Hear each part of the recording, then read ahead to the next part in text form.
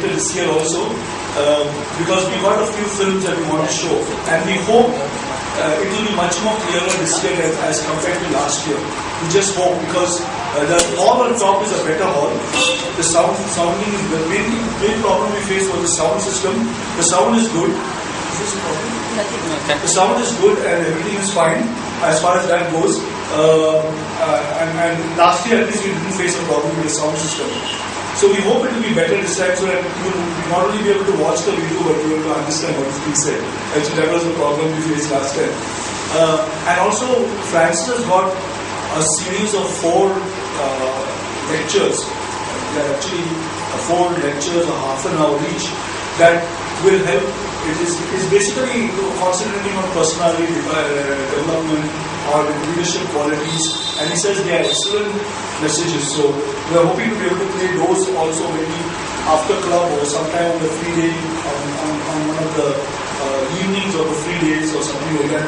And also my wife is planning to get a few Christian videos that I hope they will show you all.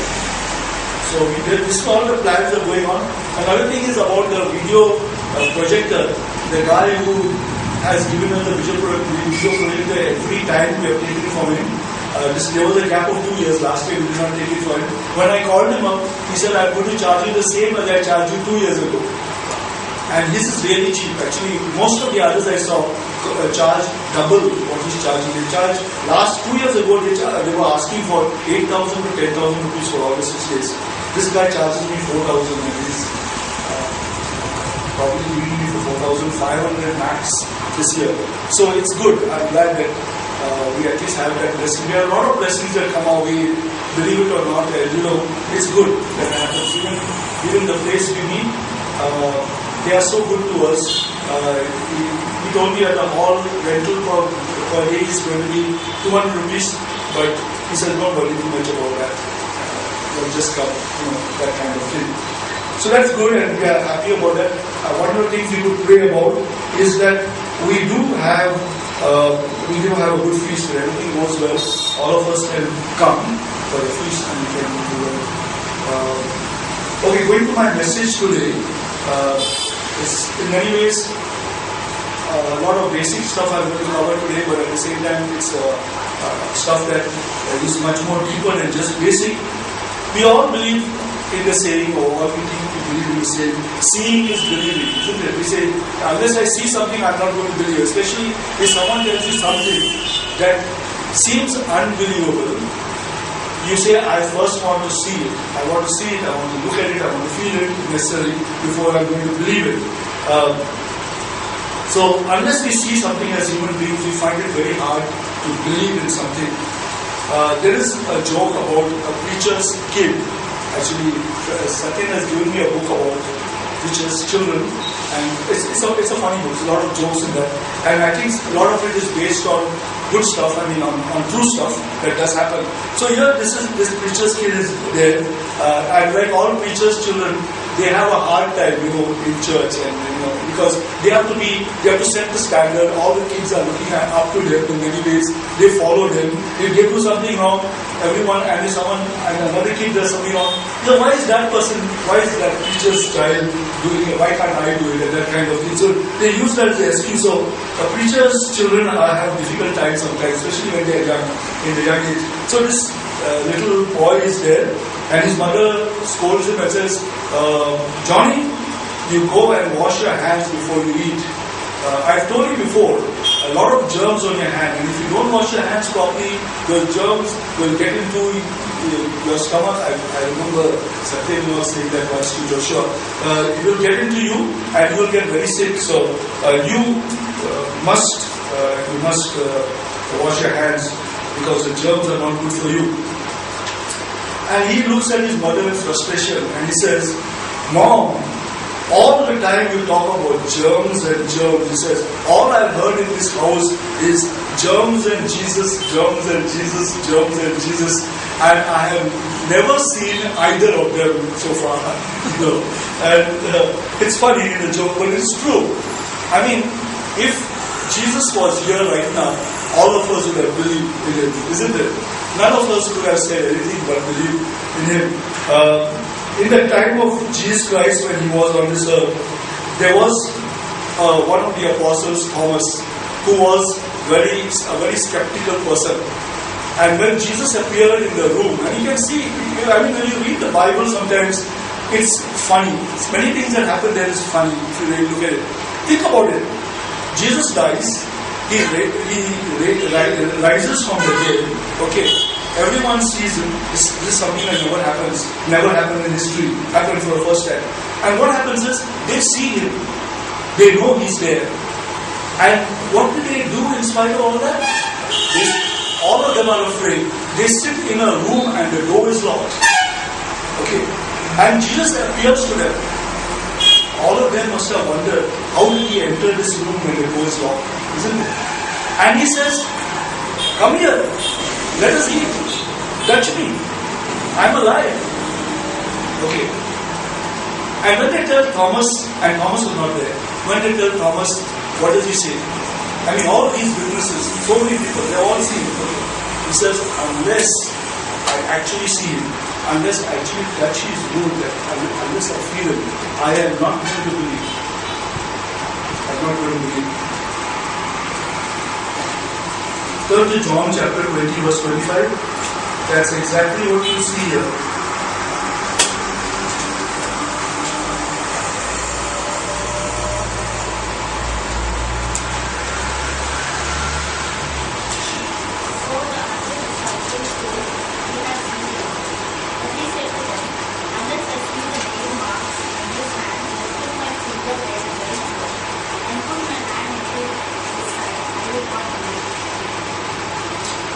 And then Jesus appears again. Again they are locked up. They are sitting in a locked room. They are also scared. You may think that when you see something and you believe it, you become brave. You don't find these disciples very brave people, isn't it? In spite of all the miracles they saw, they aren't very brave people. Again they are locked in a room and Jesus appears again. And he goes straight to Thomas and he says, Thomas, feel my side. Feel the wounds. You see and you believe. Now you know what happened to Thomas. Thomas actually worshipped Jesus Christ when that happened because he realized this was God here that he was seeing. We face the same problem. It's not just Thomas's issue. We face the same issue. How can we believe today when we don't see? How can we believe? Turn to 1 John chapter 1 verses 1 to 9. 1 John 1 chapter 1 verses 1 to 9.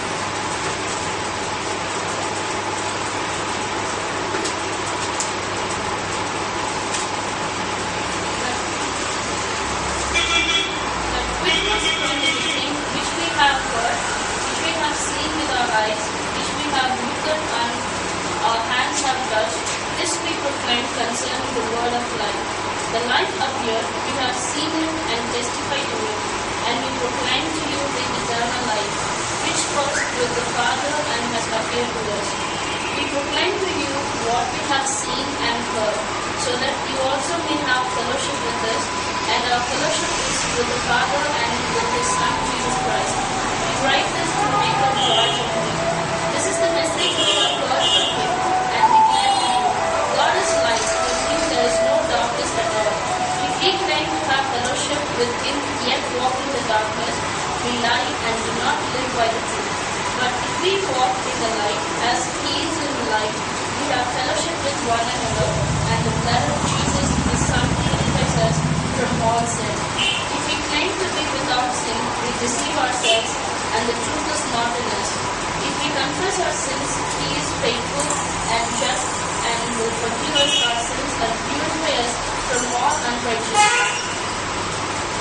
Yeah, so what we find here, if you read the scriptures, here is John actually writing this book, and he says, I have seen.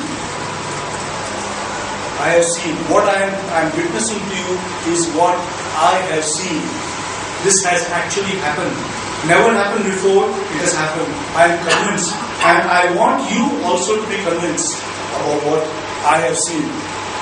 I mean, you know very well, it's not possible for Jesus Christ to always appear every time so that we can be convinced. We know very well that even if He did, we will be impressed for a short while. But after some time, we won't be impressed anymore. To give you an example again, what happened on the day of Pentecost? Jesus rose to heaven. Okay, He was there on this earth for 50 days. That's why we call it Pentecost, 50 days.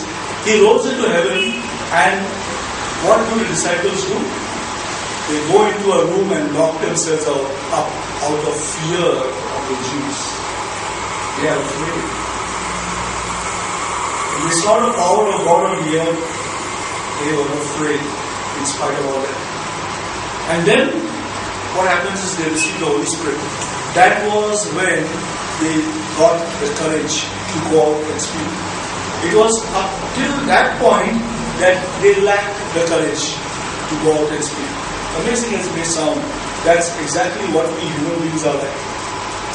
We won't believe, and even if we see, we won't believe very well. Because that belief does not come by what we see, what we hear, what we touch. The belief comes from deep inside, from the working of God in us. That's where the belief comes, not from the outside.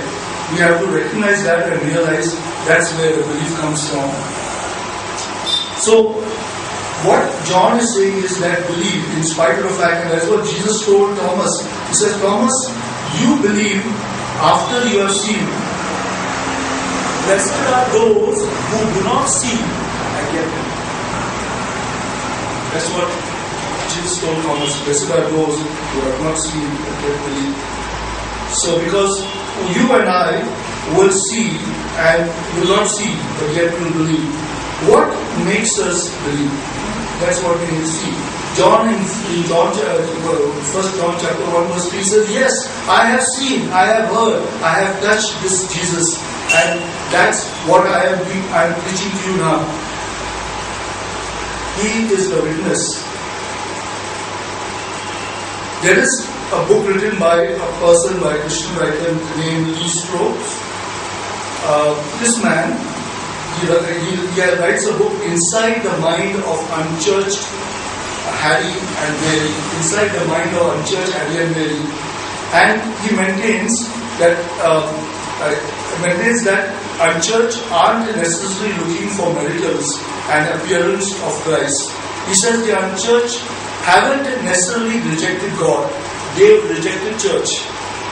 Many of them are morally adrift, but they secretly want an anchor because God has created that in us. They often don't understand Christianity, but they are also ignorant about what they claim to believe in. Often they are not so much concerned about the question of is Christianity true?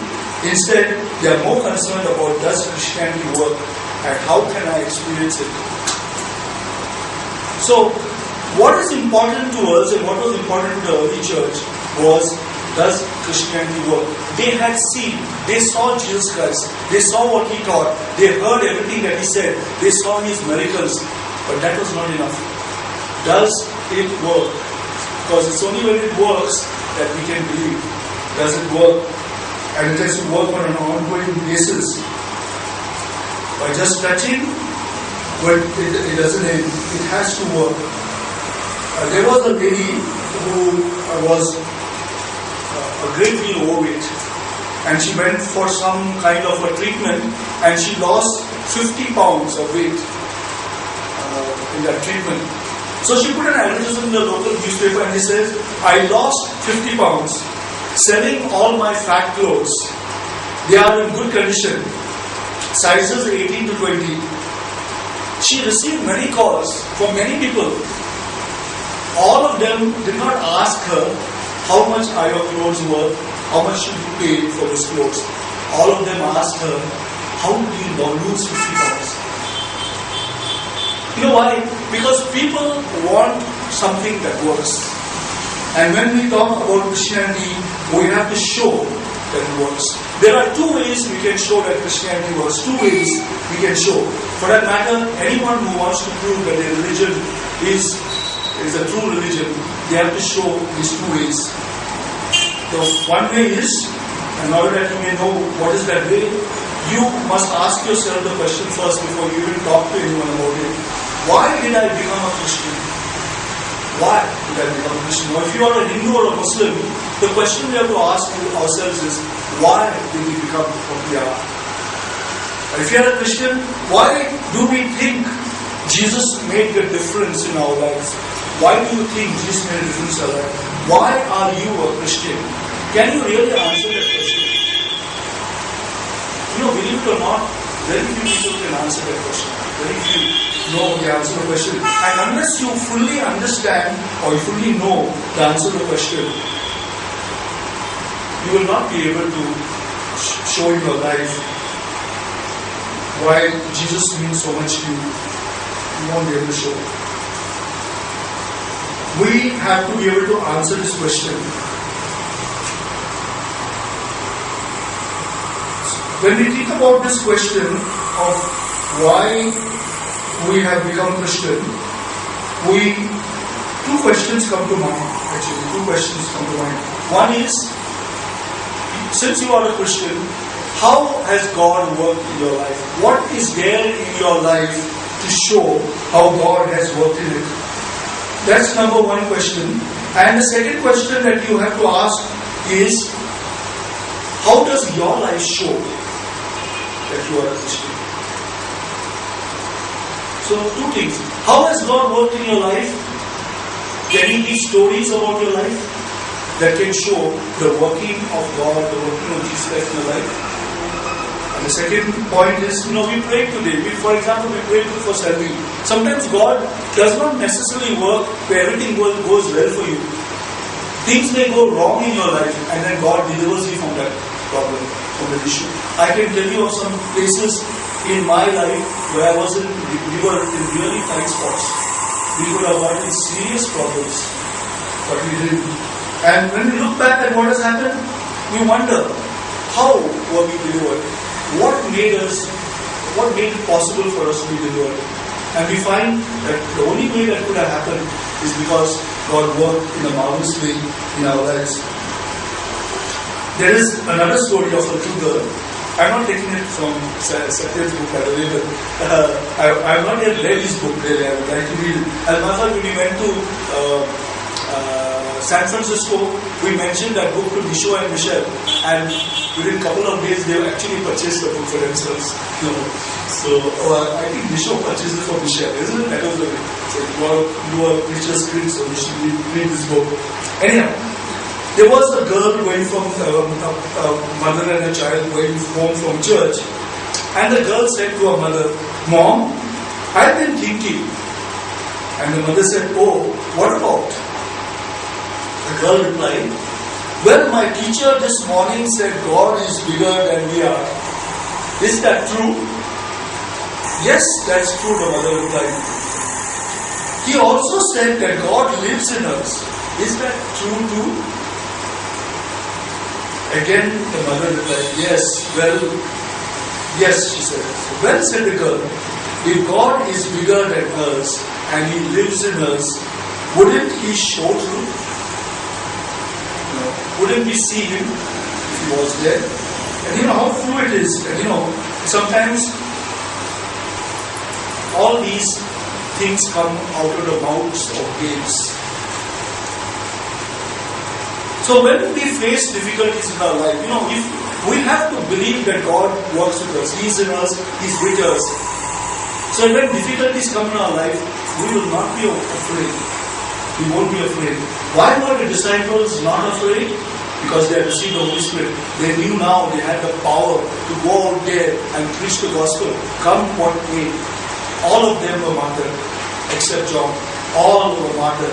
None of them lived to a ripe old age. Did they not fear for their lives? I'm sure they did. But they did what they had to do.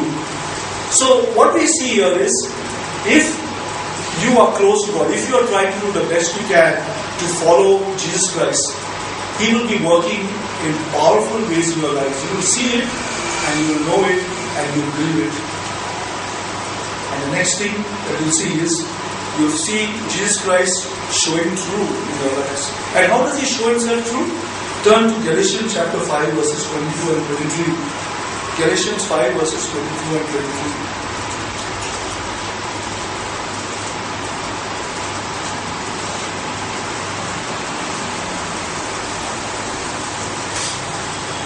But the fruit of the Spirit is love, joy, peace, patience, kindness, goodness, faithfulness, gentleness, and self-control. Against such things there is no law. In other words, if Jesus has to show through it, God has to show through in your life, you will have these fruits in you. If you just take one fruit, the fruit of joy,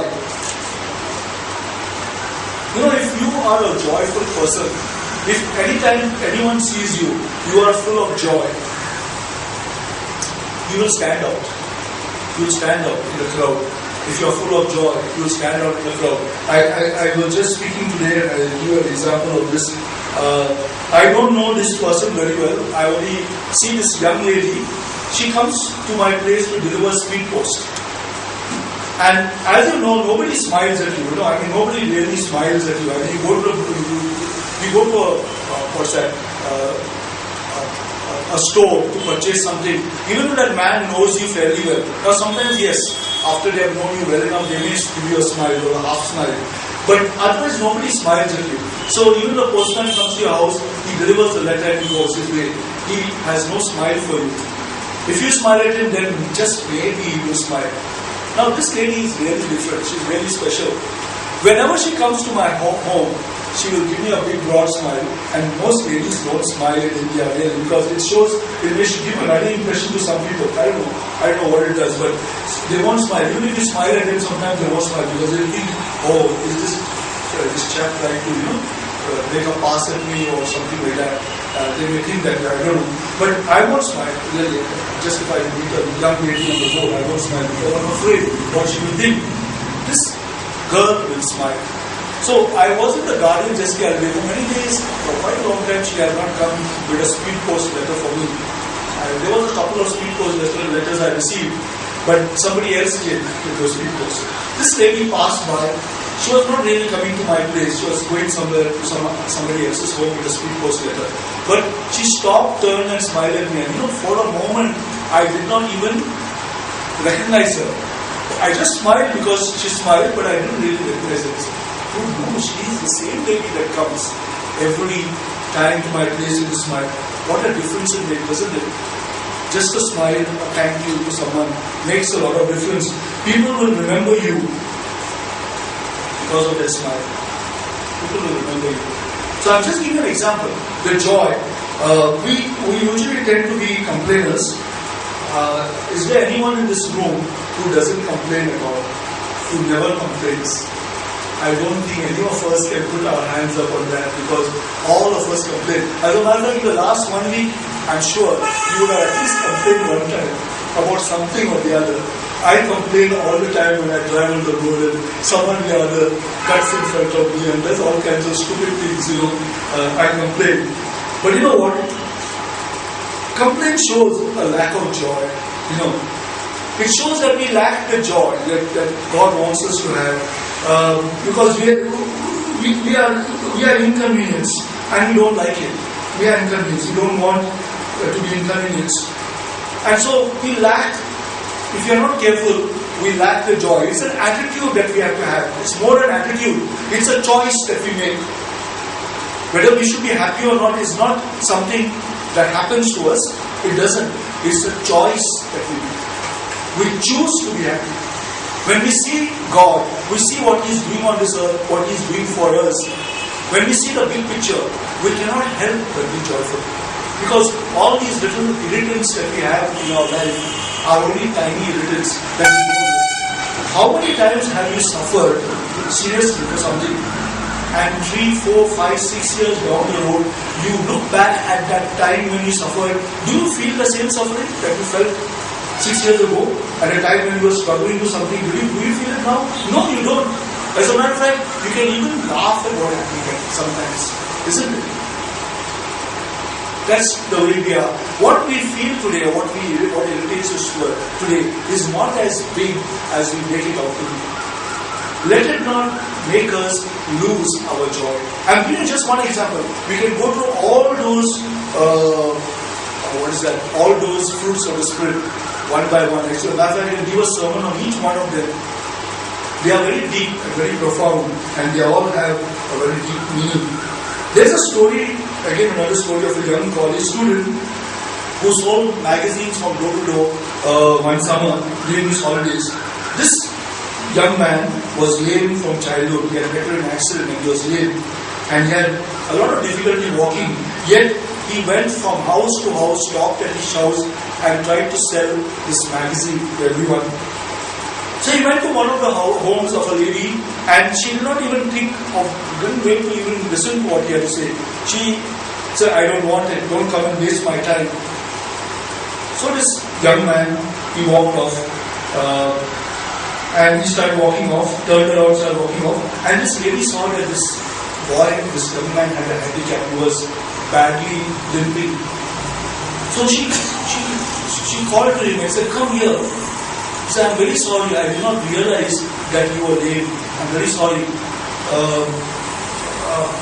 I think for the effort that you are making, I am going to subscribe to your magazine. So his response to her was saying, I am not selling sympathy, madam, I am selling subscription. She was buying the magazine out of sympathy for him. He said, I am not selling sympathy here, I am selling subscription. So this lady was quite intrigued by what he had said. And she asked him, don't you feel bad because of what you are going through in your life? Don't you feel bad at all that you are in this position? He said, I am in this position, but I have the choice either to feel bad or to feel good about myself. And he says, I have chosen to feel good about myself. I have chosen not to feel bad.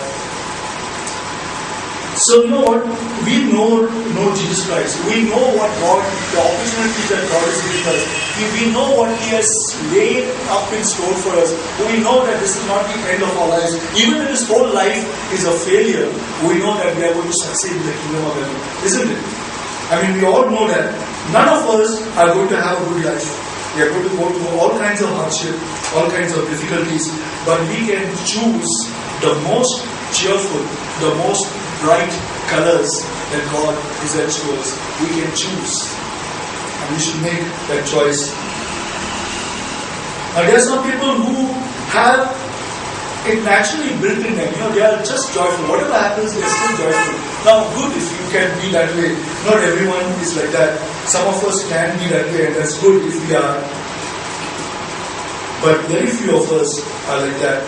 And John goes on to say that, see, now that you know what you know, you walk in the light. He says in John, in 1 John chapter 1 verse 7, he said, if we walk in the light as He is in the light, that means if we choose the right colors in our life, if we look at the light, we choose the right colors, we have fellowship with one another, and the blood of Jesus, His Son, purifies us from all sins. One thing interesting about Christianity is this, that we don't have to worry about the sins we've committed. We don't carry a burden. That burden is carried by Jesus Christ. He takes away all our sins from us. And when we go to a feast, I'm going to talk about grace.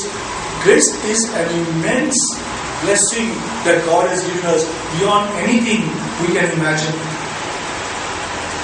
We carry no burdens with us. There are people in the world that carry big burdens all their lives. They look at what they have done in their lives and they even go to the point of committing suicide because of the burdens that they carry. We have no burdens because God carries our burdens for us. None of us are in a position to carry our own burdens. All of us are sinners. And however hard we may try to be righteous, we will not succeed. Only God can make us succeed through His power and through His Holy Spirit. And John wrote, we proclaim to you what we have seen and heard, so that you may also have fellowship with us. And our fellowship is with the Father and with the Son, Jesus Christ. If we have that fellowship with the Father and Jesus Christ, we will be full of joy. We will be full of faith. When we talk to people about our faith, it is easier for us when we talk about our faith, and we should talk about our faith. It is easier for us to invite them to church than to share our faith and introduce Christ to Him, isn't it? We find it easy. If somebody shows some interest and we talk about it, so come to church. Now you know what?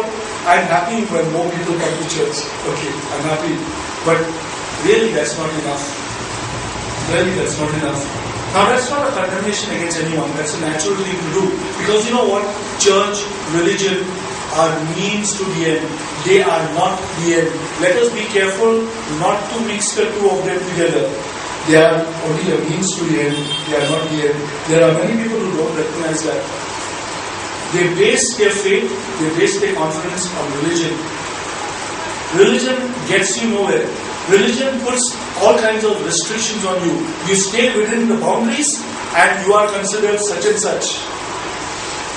If you cross the boundaries, you are out of that religious group. That's the way they look at it. When we have a relationship with God and Jesus Christ, the boundaries are removed. We no longer have boundaries when we have a relationship with Jesus Christ. Religion, church is a means to end. It takes you from church to a relationship within the church to a relationship with Jesus Christ. And that really should be our goal. Not be a member of a church. Now it's good to be a member of the church. It's important to be a member of the church. But that is not the end. That's only the means to end. So we should be careful when we bring people to church that the purpose for doing so is to eventually encourage them, show them how they can have a relationship with God and Jesus Christ. The relationship is directly between them and Jesus Christ, not with the church. The church is secondary. It's good, it's supportive, it's helpful, it's encouraging. We are all human beings, we need it. But it is not the end, it's only the means to the end. So it does not matter which church you are in, really speaking. Or it does not matter how many people come to church. If I as a pastor can help you grow to build a relationship with God and Jesus Christ, I have achieved my purpose. You can walk away from here and I have yet got my job done. It's so important to realize this. It's very important. Many people fail to do that. When you talk about church, they ask how many people are there in your church. As if that's as important. You can have lots of people come to your church, really speaking. How many of them have a relationship with Jesus Christ? This is the question we have to ask. If they don't, you are achieving nothing in your church whatsoever. Nothing whatsoever. Jesus Christ should be seen in your life. Let me close finally by pointing out the interesting that. That's what actually, if you could just read the last portion of 1 John chapter, which you just read now. 7, 8 and 9.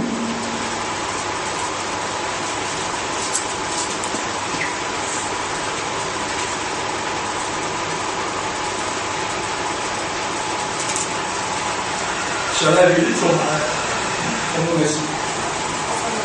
No, from any. But if we walk in the light as He is in the light, we have fellowship with one another. And the blood of Jesus, His Son, purifies us from all sin. If we claim to be without sin, we deceive ourselves, and the truth is not in us.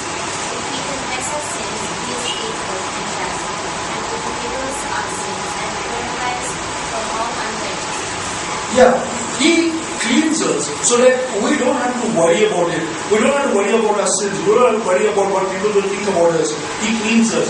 What is important is that we have this fellowship with Jesus Christ. He should show in us. There was a Hindu trader, it's a true story, a Hindu trader in India who once asked a missionary, "What do you put on your face to make it shine?" With surprise, the man of God answered, "I don't put anything on it." This questioner began to lose patience after asking the same question in all different ways from this man, because actually he was interested in knowing why his face shines. Okay, and he felt that his missionary was not telling him why his face shined. So after asking the question, he lost patience and he said emphatically, "Yes, you do. All of you, yes, you do." He said, there is something about you, I can't tell. You are putting something on your face and you are not telling me what it is. After a while, and what happened, he went on to say is, "I have seen this in the towns of Agra and Surat and even in the city of Bombay. Wherever I have seen you, I have seen your face shining." This man got it eventually, and he said to him, I understood what this man was trying to tell me, and he said to him, "Yes, you are right. It's not what I put on the outside, it is what is in me that makes my face shine." You know what? Brethren, if we are doing what is right, if we remember what God is doing in our lives, that He is doing, and we are convinced about that God is working in our lives, if we put on Jesus Christ and Jesus Christ shows in our lives, everyone will see it.